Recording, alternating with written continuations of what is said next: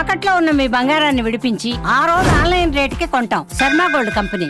నమస్కారం, సుమన్ టీవీకి స్వాగతం. నేను గీతాంజలి. ధనుర్మాసం వచ్చేస్తోంది. ఎప్పటి నుంచి ప్రారంభం? ధనుర్మాస వ్రతాలు అనేవి అసలు ఎలా ఆచరిస్తారు? ఆండాళ్ళ అమ్మవారి గురించి చాలా విశేషంగా చెబుతారు. మరి ఆండాళ్ళ అమ్మవారు చెప్పినటువంటి ఈ పాశురాలు ఎవరెవరు పఠించాలి? తిరుప్పావై ఎందుకంత విశేషం? ఇలా ఎన్నో సందేహాలు మనకు ఉంటాయండి. అలాగే ఈ వ్రతాన్ని ఎలా ఆచరించాలి, నియమాలు ఎలా ఉంటాయి, విశేషంగా ఎవరెవరు ఆచరించాలి, ఎటువంటి ఫలితాన్ని మనం పొందుతాం, ఈ వివరాలు ఇవాల్టి వీడియోలో మనం తెలుసుకుందాం. వివరించేందుకు మనందరికీ ఎంతో సుపరిచితులు, తిరుప్పావై కోకిలగా ప్రసిద్ధి చెందినటువంటి ప్రముఖ ఆధ్యాత్మికవేత్త కోకిల మంజుశ్రీ గారు. మరి వారితో మాట్లాడి ధనుర్మాస విశేషాలు, అలాగే ఆండాళ్ళ అమ్మవారి వైభవం గురించి తెలుసుకుందాం. అయితే వారు ప్రస్తుతం యుఎస్ఏలో ఉన్నారు.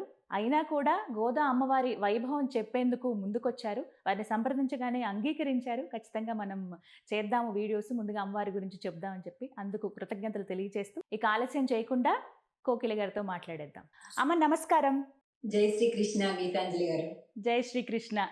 ఎలా ఉన్నారమ్మా? బాగున్నా అండి. ఇంకా ధనుర్మాసం వచ్చేస్తుంది.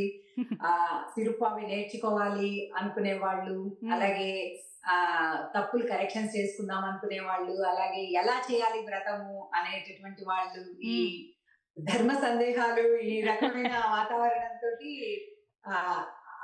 తిరుప్పావి ప్రవేశిస్తూ ఉండే ముందే చాలా టెంప్టింగ్ గా, చాలా ఉత్సాహంగా, దానికి ఒక అవతారిక లాగా ఉంటుంది అన్నమాట ఈ రోజులన్నీ కూడా. నిజం అదైతే. కానీ ధన్యులు మీరు నిజంగా. అంటే తిరుప్పావై అనగానే గుర్తొచ్చేది ఖచ్చితంగా మీ పేరే, తిరుప్పావై కోకిల అంటూ చెప్పటం. అలాగే ముందుగా అసలు మీరు చెప్పే విధానం ఎంతమంది నేర్చుకున్నారోనమ్మా, అది అతిశయోక్తి కాదు నా మాటల్లో. చాలామంది ఎలా పలకాలి, అసలు ఏ పదానికి ఎటువంటి అర్థం ఉంటుంది, గోదా అమ్మవారు అసలు ఏం చెబుతున్నారు, ఆమె ఇచ్చేటువంటి సందేశం ఏంటి, కృష్ణుల్లో ఎలా ఐక్యం అవ్వాలి, కృష్ణతత్వాన్ని ఎలా మనం చూడాలి, స్వామి మన నుంచి ఏం కోరుకుంటారు అనేది మీ మాటల్లో ఇంకా విపులంగా, భాష రాకపోయినా మేమందరం తెలుసుకోగలిగామంటే కేవలం అది మీ వల్లేనమ్మా. మేము నిజంగా ధన్యవాదాలు తెలియజేస్తున్నాం ఈ విషయంలో.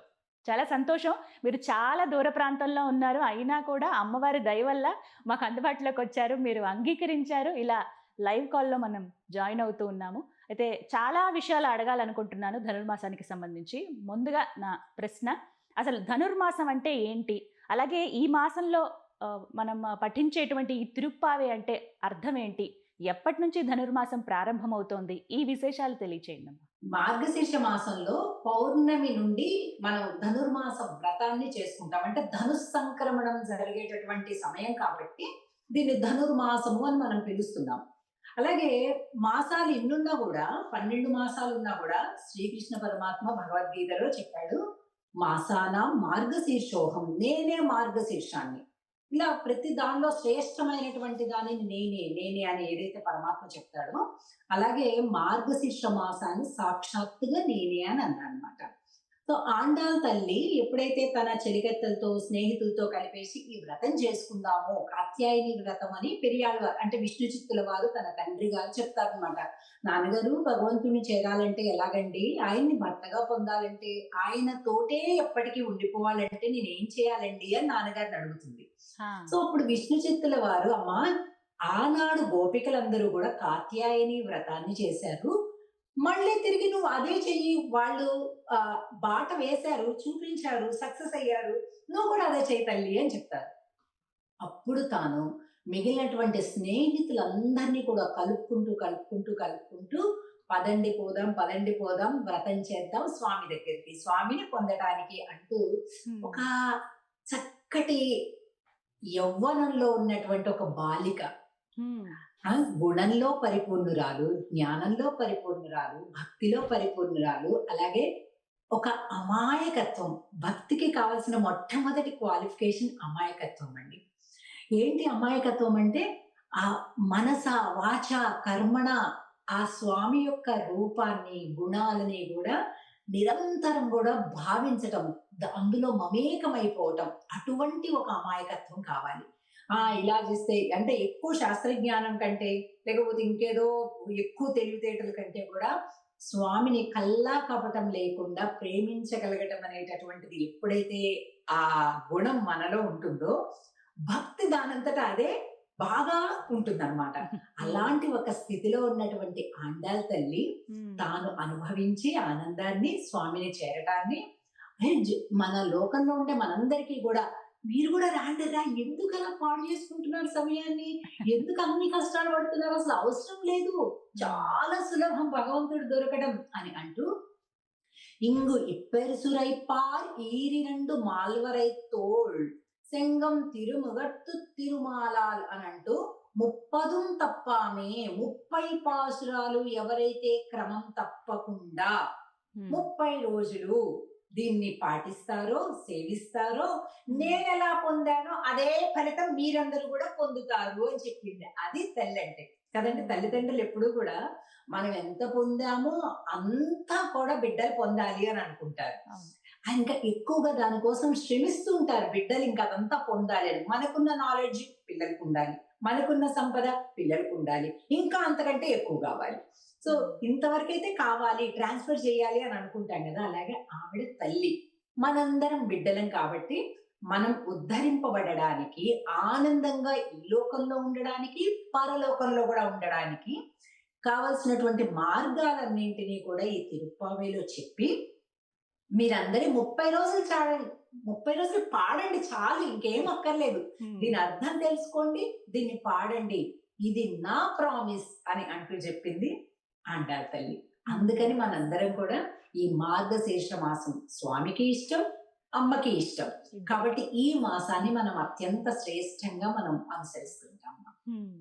అమ్మా, ఇప్పుడు మీరు మాటల్లో చెప్పారు అమ్మవారి గురించి, ఆండాళ్ళ అమ్మవారు అన్నారు. అంటే ఇక్కడ ఎవరు అసలు ఆండాళ్ళ అమ్మవారు? లక్ష్మీ అమ్మవారు తెలుసు, మరి ఆండాళ్ళ అమ్మవారు అంటే ఎవరు? ఆవిడ ఎలా ఉద్భవమా, లేకపోతే ఆవిడ ఎలా జన్మించారు, ఆవిడ పుట్టుకకు అసలు కారణం ఏంటి, ఏం నేర్చుకోవాలి వారి నుంచి అంటే ఏం చెప్తారు? చాలా మంచి ప్రశ్న. ఎక్కువగా కొద్దిగా మన తెలుగు రాష్ట్రాల్లో, అలాగే ఇంకా నార్త్ కి వెళ్ళిన కొద్దీ కూడా మనకి తక్కువ పరిచయం కంపారిటివ్లీ లక్ష్మీ అమ్మవారి కంటే కూడా. శ్రీవిల్లిపుత్తూర్ అని తమిళనాడులో ఉన్నటువంటి ఒక చిన్న గ్రామం. మధుర మీనాక్షి అమ్మవారు బాగా ప్రసిద్ధి, అక్కడికి బాగా దగ్గరలో, అంటే ఒక 50 కిలోమీటర్ల దూరంలో ఉంటుంది శ్రీవిల్లిపుత్తూర్. అక్కడ విష్ణు చిత్తుల వారు అనేటటువంటి ఒక సద్బ్రాహ్మణులు, ఆయన ఏమీ లేదు, తోటలు పెంచటం, తులసి తోటలు, పూల తోటలు పెంచటం, పాదులు తవ్వటం, నీళ్లు పెట్టటం, చక్కగా పూలు సేకరించటం, వాటన్నింటినీ కూడా మాలగా చేయటం. అక్కడ ఉండేటటువంటి వటపత్ర సాయి పెరుమాళ్ళు అంటారు, శ్రీవిల్లిపుత్తూరులో ఉన్నటువంటి పెరుమాళ్ పేరు. ఆ వటపత్ర సాయి పెరుమాళ్ళకి ఆ మాలల్ని సమర్పించటం. మళ్ళీ తెల్లారి ఇదే పని, రోజు మొత్తం తోట పని, మాలలు కట్టటం, స్వామి వారికి సమర్పించటం.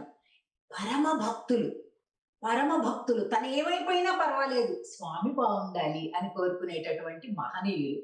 వారే చెప్పింది, పల్లాండ్ పల్లాండ్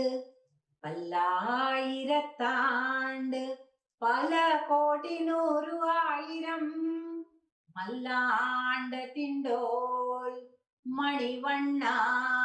మనం ఏ శ్రీ వైష్ణవ ఆలయానికి వెళ్ళినా ఈ పాసురము అంటే తమిళంలో ఉంటే పాసురము అంటాం, సంస్కృతంలో ఉంటే శ్లోకము అంటాం, తెలుగులో ఉంటే పద్యము అంటాం. కనుక తమిళంలో ఉంటుంది కాబట్టి ఇది పాసురము అని అంటారు.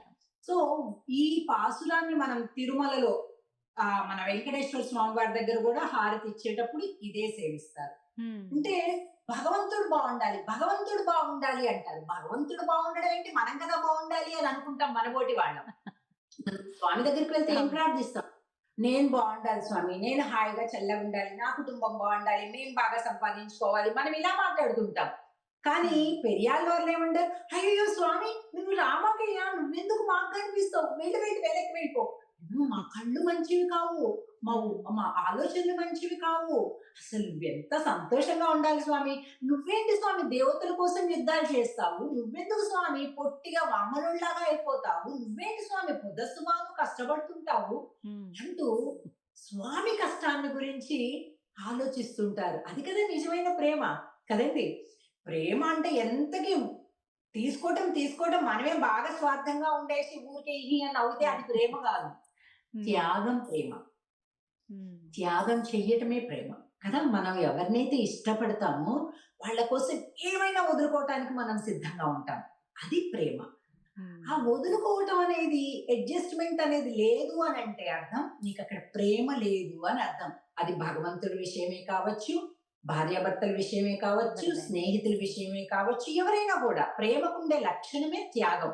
ఉమ్. సో ఆయన ఎలా చెప్పేవాళ్ళంటే, స్వామి నువ్వు కష్టపడుతున్నావు స్వామి, మేము మా కళ్ళు మంచివి కాదు స్వామి, నువ్వు చల్లగుండాలి, నువ్వు చల్లగుండాలి అని అని భావించేటటువంటి గొప్ప మనసు.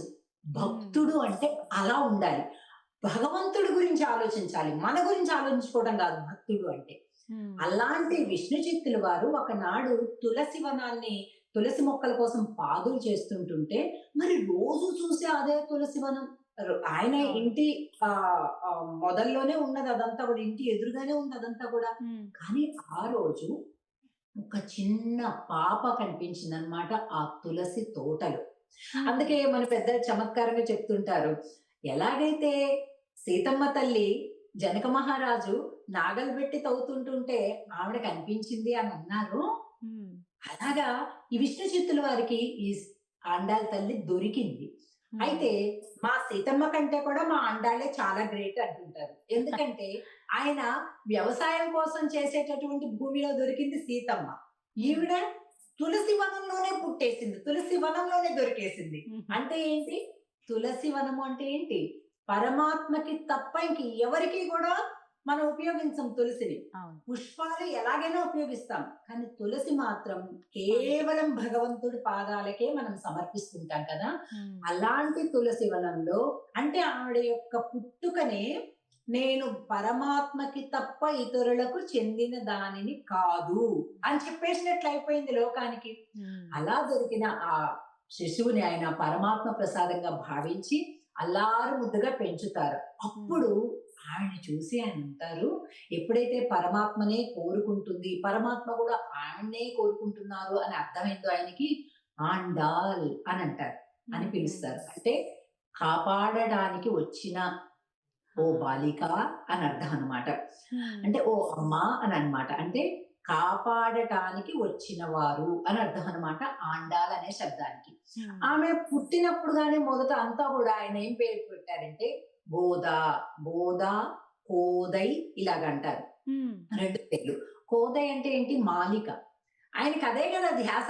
పొద్దస్తమానం పూలు మాలలు కట్టడం, సమర్పించడం, పూలమాల. మాలలు కట్టడం, సమర్పించడం. ఉమ్. కనుక ఆ దొరికిన ఆ పాపకి కూడా కోదై, అదే తమిళంలో కా గా ఒకటే అన్నమాట. అందుకని గోదా అని కూడా పిలుస్తాం. గోదా, కోదై 2 ఆవిడకి పుట్టుకతో ఉన్న పేర్లు. ఉమ్. తర్వాత ఆవిడ యొక్క గుణం అర్థమైన తర్వాత ఆవిడ మామూలు బాలిక కాదు, మనల్ని కాపాడడానికి వచ్చినటువంటి బాలిక అని అర్థమయ్యాక ఆండాళ్ అని చెప్తారు. ఈ ఆండాళ్ చరిత్రనే కృష్ణదేవరాయలు వారు, శ్రీకృష్ణదేవరాయలు వారు ఆముక్త మాల్యద అనేటటువంటి ఆ గ్రంథం మొత్తం కూడా ఈ అమ్మవారి యొక్క చరిత్రనే వారు చెప్పారనమాట. ఉమ్. నిజమే. అది ఆండాళ్ పేరు వెనక. ఉమ్. అందుకనే మనకి ఎక్కువగా తెలీదు. కానీ ఇప్పుడు కూడా వైష్ణవ ఆలయాలలో అన్నిటిల్లో కూడా పక్కన ఆండాళ్ సన్నిధి, లేకపోతే గోదా సన్నిధి, ఆ. ఆ ఆ గోదాదేవి అని రాసేసి ఉంటుంది, మనం చూడొచ్చు. ఉమ్. అంటే మనం చెప్పుకోవచ్చు భూదేవి అంశ, భూదేవి అంశగా అమ్మవారు అవతరించారు. ఉమ్. నిజంగా ఒక సందేహంగా ఉండిపోయింది, ఆండాళ్ళ అమ్మవారన్నా గోదా అమ్మవారన్నా ఒకటేనా అంటే మీ మాటల్లో అది మాకు అవగతమైంది. ఏమిటంటే ఇద్దరు ఒకటే అని, అమ్మవారిని ఈ విధంగా పిలిచేవారు. అయితే ముఖ్యంగా తెలుసుకోవాలనుకున్నది అమ్మవారి రూప లావణ్యం గురించి. అసలు ఎంత అద్భుతంగా ఉంటారో, అలంకరణకి పెట్టింది పేరు అన్నట్టుగా అపురూప సౌందర్యవతి అమ్మవారు. చాలా విశేషమైన అలంకరణ. విష్ణువు కదా, ఆయనకి అలంకారం అంటే ఇష్టం అని తండ్రి గారు అనగానే చక్కగా అలంకరించారు. అంటే అది మనకు కావాల్సింది. అంటే భగవంతుడికి ఏమి ఇష్టమో మనం అలా అయిపోవాలన్నమాట. నువ్వు సాత్వికంగా ఉండు, స్వామికి అది ఇష్టం కదా, నేను సాత్వికంగా వెళ్ళిపోతా. నువ్వు మృదువుగా మాట్లాడు, స్వామికి అది ఇష్టం కదా, నేను మాట్లాడతా. చక్కగా చూడండి మన దేవి దేవతలు ఎంత బాగుంటారు, అలంకారం గాని ఎంత శోభగా ఉంటారు. స్వామికి అలా ఇష్టం కదా, మనం అలా ఉండిపోదాం. అది అసలైన భక్తుల లక్షణం. ఇక ఆండాళ్ తల్లి అయితే అసలు ఇంకా పరాకాష్ట. అద్భుతంగా ఉంటారమ్మా. అంటే ఆ శిఖ ఎలా అయితే ఉంటుందో, ముడి అంటారా, ఎలా అంటారా, అమ్మవారి కేశాలంకరణ అద్భుతం. ముడి ఆ! ముడి వేసుకుంటారు. అది ఏంటంటే ఆండాళ్ళ తల్లికి ఒకటి, మధుర మీనాక్షి అమ్మవారిది ఒకటి మనం ప్రత్యేకంగా చూస్తుంటాం. ఆ మూడి కొప్పు హ్మ్. కదా! ఆ కొప్పిలా పెట్టేసి దానికి ఇలాగ పెట్టి కాస్త హ్యాంగింగ్స్ వేలాడుతున్నట్టుగా ఉంటుంది. ఉంటుంది. అవును. అదేంటంటే ఆహ్, తమిళనాడులోని ఆ ప్రాంతాలలో కొద్దిగా గ్రామీణ ప్రాంతాలలో అట్లాగా ఒక సాంప్రదాయకమైనటువంటి అలంకరణలో భాగంగా కొప్పు ఉండేదనమాట. పక్క హ్మ్. కొప్పు, వెనక కొప్పు గాదు. హ్మ్. ఆ! వెనక కొప్పు పక్క కొప్పు. Regular routine. పక్క కొప్పు ఫ్యాషన్ అన్నమాట. సో, అందుకని అంటే ఆయా మనం ఏదైనా గూడా ఆ ప్రాంతం, ఆ కాలము దానికి అనుగుణంగా జూస్తాం గదా! హ్మ్. ఆహ్, కాబట్టి ఆ ప్రాంతంలో, ఆ కాలంలో ఆహ్, ఆహ్, ఆ సమయంలో అలాగా పక్క కొప్పు చాలా ఫ్యాషన్ అన్నమాట. మన ఎవరన్నా ఇష్టమైన వాళ్ళని కలవడానికి వెళ్ళేటప్పుడు అట్లా మంచిగా తయారై వెళ్తున్నట్టుగా మరి ఆండాళ్ళ తల్లి అలా ఎప్పుడు స్వామి ఎప్పుడు చూస్తాడో చక్కగా కొప్పు పెట్టుకొని రెడీగా ఉండేదన్నమాట. హ్మ్. అలా. అలాగే అమ్మవారి అలంకరణలో భాగంగా వారు పట్టుకున్నటువంటి చిలక భలే ముద్దుగా హ్మ్. ఉంటుంది. వారు నుంచున్నటువంటి భంగిమ చాలా ఆ! సౌందర్యంగా కనిపిస్తుంది. చిలకని ఎందుకు కరెక్ట్. అమ్మవారు పట్టుకుంటారు? ఈ చిలక ఉండడానికి అర్థం ఏంటంటే, ఇది నిజ జీవితంలో ఆండాళ్ళ తల్లి పట్టుకున్నట్లుగా మనకి గ్రంథాలలో అక్కడెక్కడ అలా కనిపించదు. అంటే ఆవిడ అలంకరణలో భాగంగా చిలకను పట్టుకొని ఎప్పుడు తిరుగుతున్నట్టుగా, ఆడుతున్నట్టుగా అలా లేదు. హ్మ్. కానీ ఆండాళ్ళ తల్లి చెప్పినటువంటి నాచియార్ తిరుముడి అనేటువంటి మరొక గ్రంథం, అలాగే తిరుప్పావి ఈ 2 కూడా తన నోటి నుండి వచ్చినటువంటి గ్రంథాలు కదా! హ్మ్. ఎలాగైతే శ్రీమద్ భగవద్గీత శ్రీకృష్ణ పరమాత్మ ఎలా చెప్పాడో అలాగా. హ్మ్. అలాగా ఈమె చిలకతో మాట్లాడుతూ, చిలకతో రాయబారం పెడుతున్నట్టుగా అంటే సిగ్గేసి స్వామితో మాట్లాడడానికి హుహు. ఆహ్, ఆ చిలకకి చెప్పి, "నువ్వు అలా చెప్పరాదే ఆయనకి" అట్లాగా అన్నట్టుగా. అంటే దాంతోటి కమ్యూనికేట్ చేస్తుందన్నమాట త్రూ. అలాగే హ్మ్. తన బాధ చెప్పుకోవటం, తన సంతోషం చెప్పుకోవటానికి మనం ఎలాగైతే పెట్స్ తోటి మనం చేస్తుంటాము, ముద్దు చేస్తుంటాం, గారాబం చేస్తుంటాము. హ్మ్. అట్లాగా ఆ చిలుకతోటి "నువ్వు కాస్త అలా ఎగిరి నందకులం దాకా, నందగోకులం దాకా ఎళ్లి ఈ మాట చెప్పురాదు కాస్త.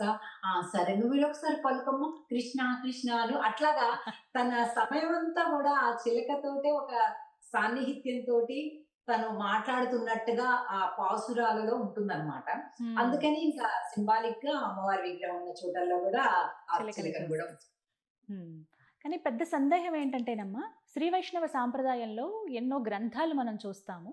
విశేషంగా తిరుప్పావేకి ఇంత ఆదరణ రావటం, ఎంతో వైశిష్ట్యం ఉండటం కారణం ఏంటి అసలు? ఎందుకింత ప్రాధాన్యత ఉందంటారు? చాలా కారణాలున్నాయి. ఒకటి దాని యొక్క వైభవం, విలువ. வேதமனைத்துக்கும் வித்தாகும் கோதை தமிழ் అయైందుమైందు మర్యాద మానిడరై వయ్యం సుమప్పదం వంబు అని అంటారు. అంటే వేదమనైతుక్కుం విత్తాగు. వేదమంతా కూడా ఎంతో పెద్దది కదా! శాఖోపశాఖలుగా ఉండేటటువంటి వేదమంతా కూడా ఒక విత్తనం రూపంలో ఉంటే, ఒక పెద్ద వృక్షం కూడా ఒక చిన్న విత్తనంలో ఎలాగైతే దాగి ఉంటుందో మరొక రూపంలో, అలాగా అనేక శాఖోపశాఖలుగా అనంతములుగా ఉన్నటువంటి వేదములన్నీ కూడా చిన్న తిరుప్పావైలో బీజ రూపంలో ఉన్నంత డెప్త్ ఉందన్నమాట దీనిలోని అర్థం. అంటే వేదమే ఇది సాక్షాత్తుగా, కానీ సులభంగా 30 పాసురాల్లో. హ్మ్. కాబట్టి దాని వైభవం అది ఒకటి. అలాగే 2 అమ్మనే చెప్పింది సాక్షాత్తుగా. హ్మ్. ఇప్పుడు భారతం ఉంది. వ్యాస భగవానులు వారు చెప్పారు. ర శ్రీమద్ రామాయణం ఉంది. వాల్మీకి మహర్షి చెప్పారు. అలాగా. కానీ శ్రీమద్ భగవద్గీత ఉంది. సాక్షాత్తు పరమాత్మనే చెప్పేసాడు. అంతే. అలాగా అమ్మ చెప్పేసిందిది. అమ్మ సాక్షాత్తుగా తన నోటి నుండి తాను కూడా వ్రతంలాగా ఆచరించి హ్మ్. ఆ! మనకి చెప్పిందనమాట. అది అమ్మనే సాక్షాత్తుగా చెప్పింది. అదొక కారణం. ఇంకొకటి 3 అమ్మ ప్రతిజ్ఞ చేసింది. ఇందులోని చివరి పాసురంలో వంగక్కడలు కడైంద మాధవనే కేశవనే అనేటటువంటి పాసురంలో చివరి పాసురంలో హ్మ్. నేను చెప్తున్నా. నేనేం పొందానో మీరందరూ కూడా అదే పొందుతారు. నేను చెప్తున్నా అంటూ చాలా ఒక గట్టి ప్రతిజ్ఞ లాగన్నమాట. ఈ హ్మ్. వ్రతాన్ని చెయ్యండి.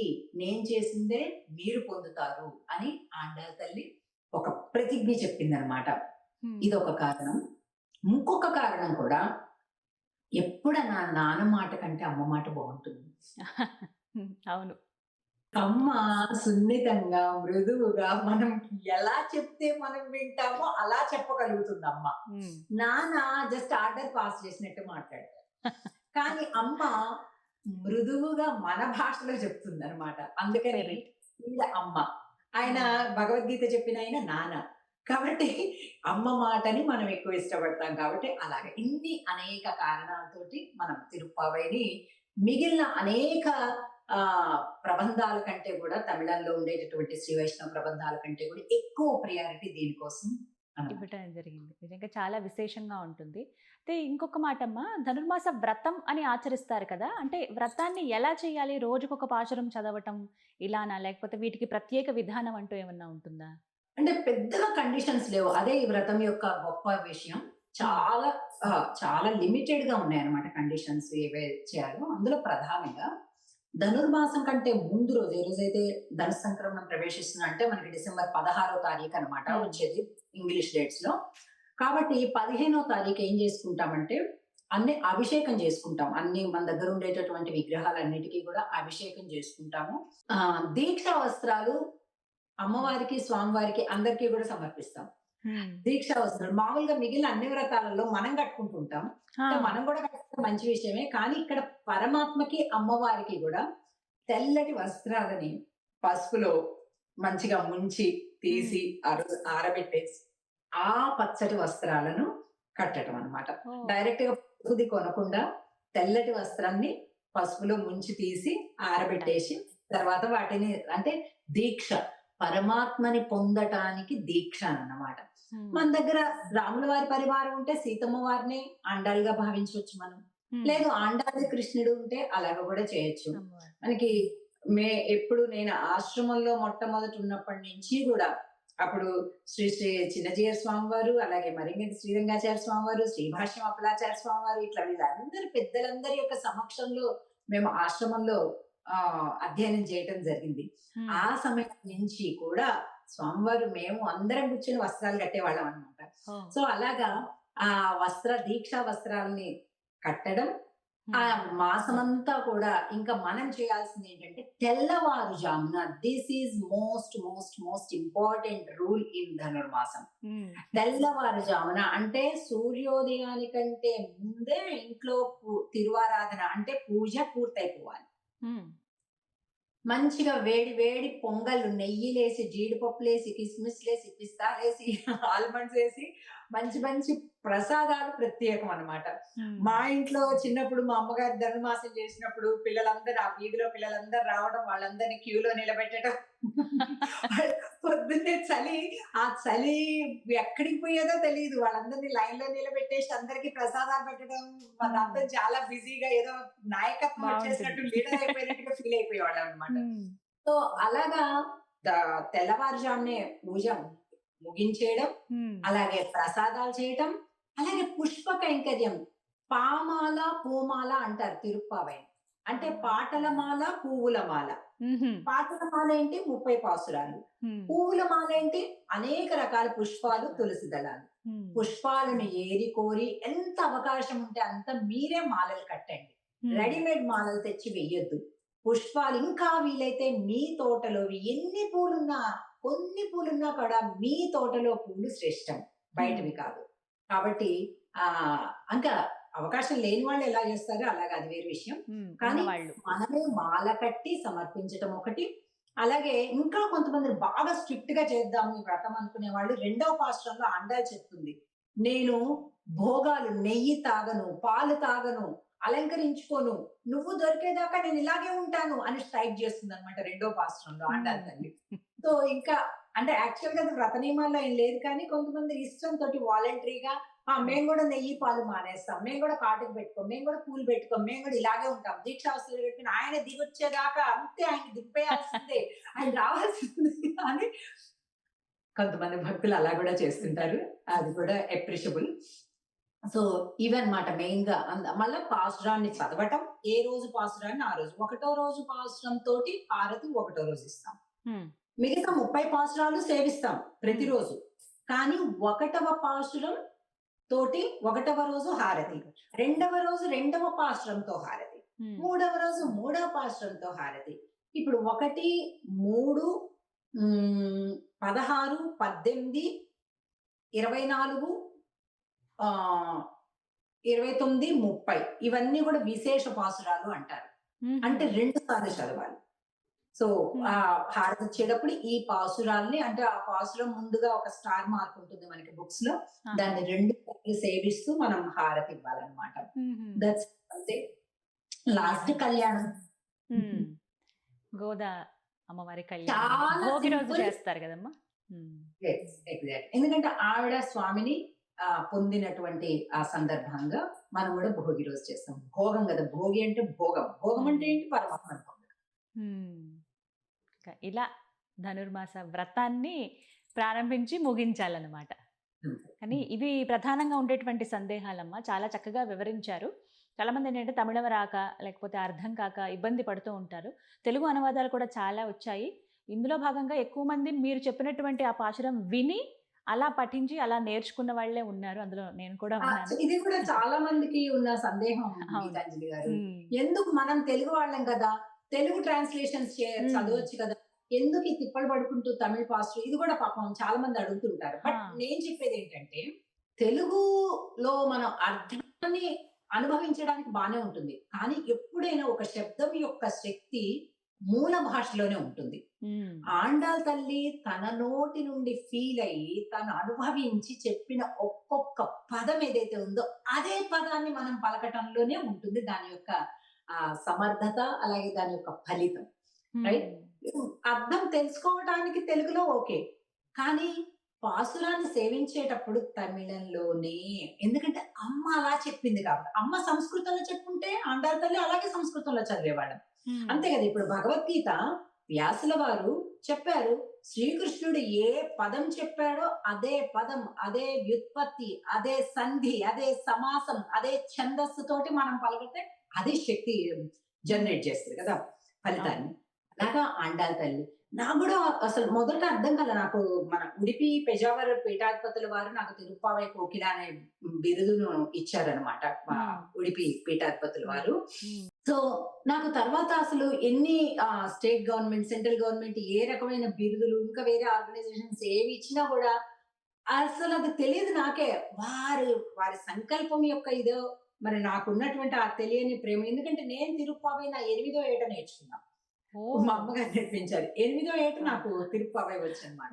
సో అలాగా ఒకటి మనకి కొన్ని మన పుట్టుక, మన సమయం, మన ఎఫర్ట్స్ ఒకటి లిఖించబడి ఉంటాయి అంటారు కదా, అలాగనేమో అనుకుంటా నేను.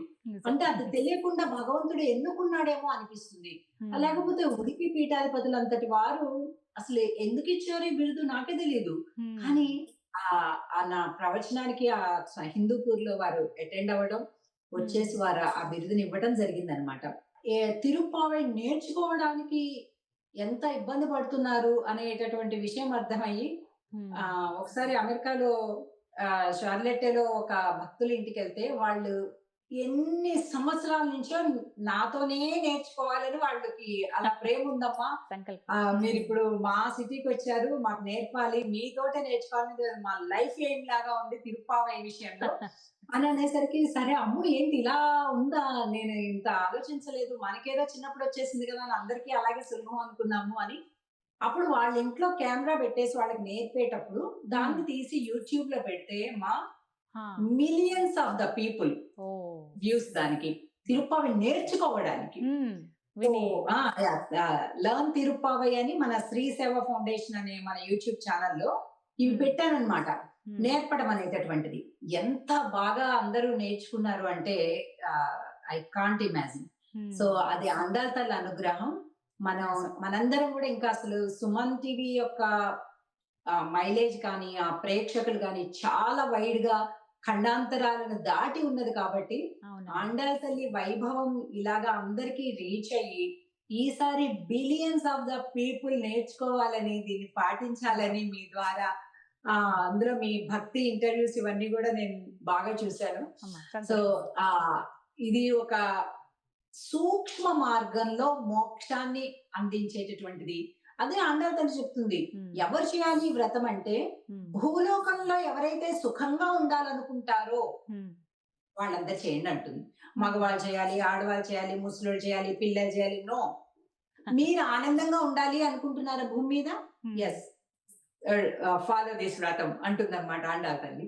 కాబట్టి మనందరం కూడా ఈ వ్రతాన్ని చేసి దీని యొక్క అద్భుతమైనటువంటి ఆనంద ఫలాలను మనం అందుకోవాలి అని కోరుకుంటూ, ఆండాళ్ తిరువడిగలే శరణం.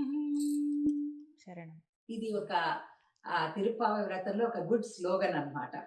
సో అందుకని అది కూడా వినిపించాను అన్నమాట ఇప్పుడు.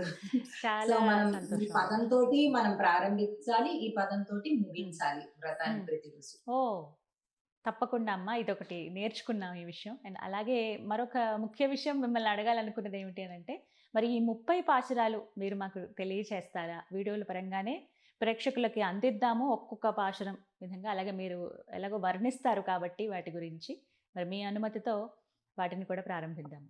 ఈ మాధ్యమంలో చేయొచ్చు అంటే తప్పకుండా చేద్దాము. తప్పకుండా అమ్మ. కానీ ఇప్పటివరకు అయితే ఇది ఒక ఇంట్రడక్షన్ ఎపిసోడ్ లాగా మనం అందించాము. అసలు ఏమిటి, ఎవరెవరు చేయాలి, ఎలా ఉంటుంది, ఎందుకు మనం పఠించాలి, పొందేటువంటి అనుభూతి ఏమిటి అనేది చాలా చక్కగా వివరించారమ్మా. చాలా సంతోషం. మీరు ఇంత దూర ప్రాంతంలో ఉన్నా కూడా మాకు అందుబాటులోకి వచ్చారు, మీ సమయాన్ని వెచ్చించారు. శాంపుల్ అన్నమాట, ఇది ఎపటైజర్ అన్నమాట. అంతే, ట్రైలర్. కొద్దిగా టేస్ట్ చేస్తే అబ్బా అమ్మ మనం కూడా చేయాలి అనిపిస్తుంది. మీరు అలాగే కుతూహలం పెంచేశారు ముందే ఇచ్చేసి. కానీ చాలా సంతోషం అమ్మ.